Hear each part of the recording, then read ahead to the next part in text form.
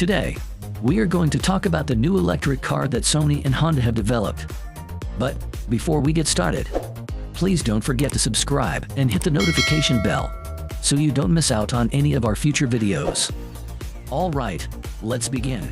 So, Sony and Honda announced recently that their new brand of electric cars will be called Afeela.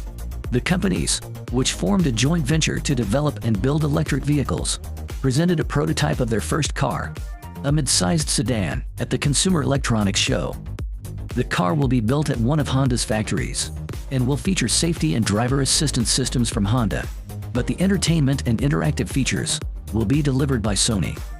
When developing the car, the emphasis has been on software and user interface technology, as much as on driving dynamics and performance. The vehicle will have 4.9 meters in total length and 3 meters in wheelbase. Afeela will be equipped with 2 electric motors, generating 544 horsepower, and the top speed will be 180 kilometers per hour. The battery will have 200 kilowatts capacity. With fast charging feature, you will be able to charge the battery from 10% up to 80% in just 30 minutes. Information about the range is not available at this moment. Also, the car will be equipped with a total of 45 cameras and sensors inside and outside the vehicle. It will have a narrow exterior display screen, called the media bar, above the front bumper, which will allow the car to interact with people outside the vehicle.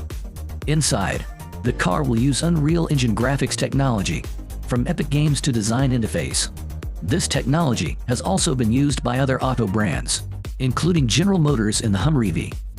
The car will be available to order in 2025 and will be available for delivery in North America in 2026. The base price for such a vehicle will be about $45,000. That was all for today. Thanks for watching. If you want to see more interesting videos, you can watch the newest concept car